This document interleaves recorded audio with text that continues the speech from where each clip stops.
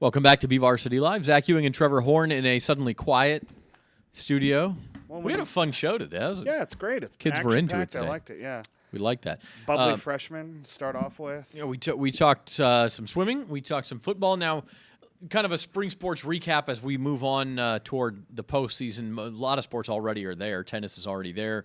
Track and field's already there. We mentioned swimming is going to be there on Saturday. And baseball and softball right behind those. So golf is on Tuesday. Yeah, golf starts on Tuesday, yeah. You know, yesterday really kind of started off with a bang yesterday, if you will. Aaliyah Wilson, once again, the junior from Stockdale. Absolutely incredible. It was 13.77 in the 100 hurdles. Ties Morgan Hill's section record in the event. I mean, she was just blazing fast, didn't clip. And the neat thing for these athletes now is that Liberty was able to get the scoreboard up and running, and they're doing it much like the way the Buchanan does, or the way they've got it set up there with Damon over at Liberty, is it's within seconds after the race is over, the final time comes up, and Carl Bryan will say whether, you know, the race was win legal or win aided, and you know, Carl Bryan gets up there. It was a win legal 2.0. Let's see what it was, and then boom, 13.77, and you can just hear this gasp come over the crowd. Such a cool moment when you think about everything that Morgan Hill did here at Liberty for 4 years, and you know what she's doing now at UW, and then Aaliyah Wilson comes in and ties her record. I mean, she's just so fast. She has so much speed, and she's now really kind of getting technically sound. The sky's the limit for her, and it's going to be really fun to see what she can do to close out this year. Yeah, and obviously she's doing real well and got a whole year to go. The lower the time goes, the harder it gets to shave off time. That's how track works. That's how swimming works. Anything with the time. I mean, the more elite you get, the harder it is. Even a tenth of a second is a big deal at that point. So we'll see what she can do, but already off to a good start, 13.77 as a junior. And you just wonder, can she get down to the 13.6, 13.5 range? You get below 13.5, and you're in state championship contention. Yes. You might not win it for you. You might need to get down 13.3 even to win a state title, or even 13.2. But the point is, you're in contention if you can run a 13.5. Right. Another hurler in town, Ethan Turner, who we don't really get to see a lot because Foothill doesn't go to Patriot games or Liberty time trials or anything like that, and SC Wild doesn't come to Liberty that often, but it was nice to see Ethan, who's a senior, who is one of the better hurdlers in the Central section, come out and post the second best time in the 110 hurdles, third best time in the 300 hurdles, kind of a breakout meet for him in his senior year. Liberty won both the boys and girls SWL titles, and the SYL was Ridgeview on the boys, Independence on the girls. The North girls won the 7th consecutive league championship, and then Highland, after never having a boys track and field championship in school history, wins a second in a row, led by Moises Medrano and Justin Frando. Yeah, pretty neat. Quincy Hicks, who's now the section leader in the long jump after going, I think, 22-10 yesterday. I just love stories. The North High girls is what catches your ear. There's 7 league titles in a row. I don't care what league you're in. I don't care what sport it is. That is super impressive. Oh, yeah. And head coach Adam Dawson is very proud of that. To be able to do that's just that deserves a lot of praise. So you have it from us, North High. What else? Tennis playoffs start today. The tennis team playoffs. Yeah. There's literally 5 matches in the whole Central section. A lot of buys, including the entire Division II, where East, the top seed, actually has a bye in the first round and the quarterfinals. They actually won't go until May 11th in the semifinals. But Liberty is the 9th seed in D1. They're at Clovis East at 4 o'clock. On the opposite side of the bracket, number 11 BHS is at Redwood. And then North is in Division III as the 9th seed, and they're at Tulare Union. All 3 of those matches at 4 o'clock. Godspeed to those guys because it's going to be hot. Yeah. Yeah. It'll be hot. Hot. You know, a lot of times, especially in these early rounds, you see the cream really rise to the top, and maybe the matches won't take as long. I don't know. Yeah. But then, so tennis, let's see, is the area then this weekend? Or is it next? No, it's next weekend. Next week. They got to play 2 team rounds next week and the area. So that's going to be a busy week for tennis. And then they get into team championships, and then the individual section championships are after that, the weekend of the 19th and 20th. Yeah, May 17th. Is the team championships. Yes. Yeah, and then May 19th and 20th would be the individual championships. Yeah, that'll be at Mission Oak in Tulare. So that's the story in track and tennis. Golf, you mentioned the area tournament Tuesday at Sundale Country Club. So Deer Patel. Pretty wide open. It is. Deer Patel and Garrison Chavez, Deer from Stockdale, Chavez from Liberty, finished out the regular season, both shooting 75 averages. Probably the top two ahead of Maverick Pavlitic, the freshman from Garces. And we're talking about SWYL is really kind of heavy. BCHS is going to have some good golfers in there. Taft and Tatchby, Blake Kesey up at Tatchby will be in there. But then you look at like Dakota Ochoa out of Liberty. He's only a sophomore. He'll be right in that mix. But it is truly wide open this year. So it'll be really interesting to see what happens on Tuesday over at Sundale. Any of those teams in the team race challenge for a Valley title next week? Maybe Stockdale. I think Stockdale's big team was last year with Brandon Inn, who's now at Cal Poly leading the way. We'll see what happens this year. But, yeah, I think Stockdale right now. Liberty's right in the mix. And, they're all just kind of playing with each other right now. Frontier might get in there. Liberty might get in there. Centennial might get in there. But I think Stockdale right now, because they are the league champs, would be the top team there. Yep. And then Division II, Bakersfield Christian. In swimming, we talked about the league championships this Saturday at BC. Then section championships, they have two divisions. Division 1 up at Clovis West. Division 2 here at BC. Here at BC also, back in Bakersfield.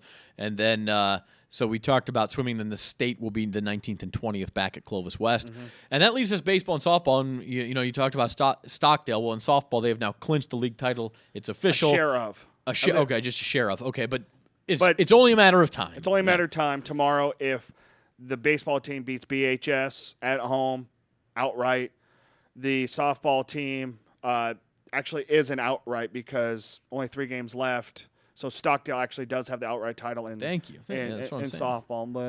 They're 12-0, 25-1 right now. State ranked number 7 by Cal High. The baseball team is state ranked number, I think, 19 by Cal High.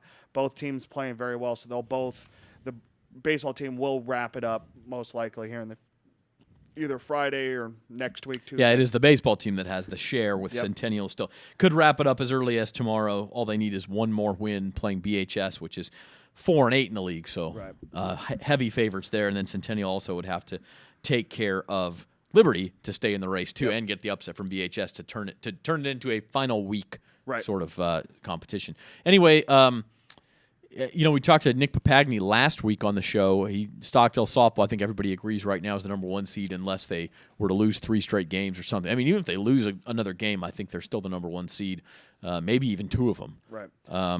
As for baseball, Buchanan, pretty locked down number 1 seed at this point. Stockdale, the more I think about it, the more I feel like they could have an argument for number 2. When you only have the 1 slip up against Liberty, and it was almost a month and a half ago, you've got to figure they went 2-2 at the very prestigious Boris Classic up in Sacramento.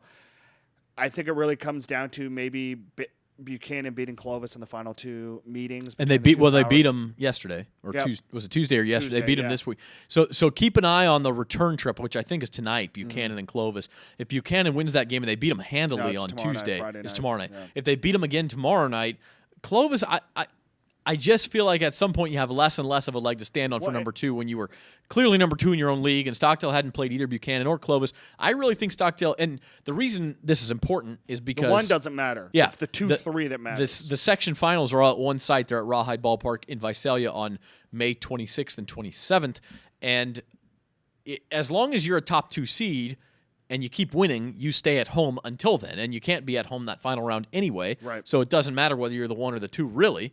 What matters is, do you get the home game in the semifinals? Other than getting the last at bat. The last bat in Visalia, which is clearly an advantage. But not a huge one, but in any baseball game at any level. It helps. You just it's kind of like in the NFL, or say in college football, overtime, and the team always picks to be on defense first if they win the coin toss. You like to know what you need going into the last inning, and that's the advantage of last bat in baseball, obviously. So, hey, we had a great show today.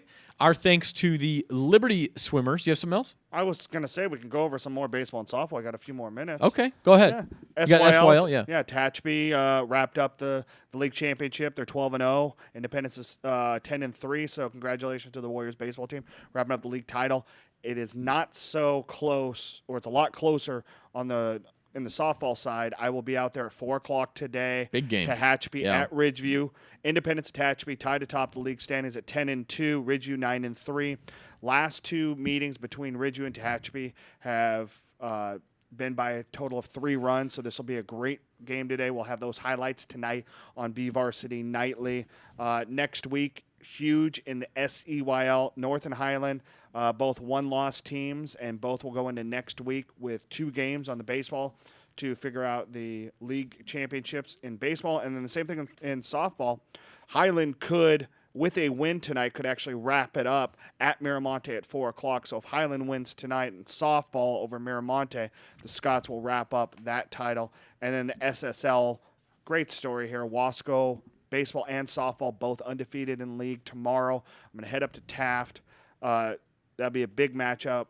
Wasco 9-0 in league with Samantha Martinez, and the Circle has pitched every single pitch for Wasco this season, going up against Taft, who's 8-1. So that'll be a big matchup with 1 week left in the regular season in SSL. We saw Wasco earlier this week taking care of Chavez pretty handily, 15-3. Turning into a great rivalry there in softball with Wasco and Taft. Hey, you know, I'm looking at these All-Star Bowl rosters that we just got before the show.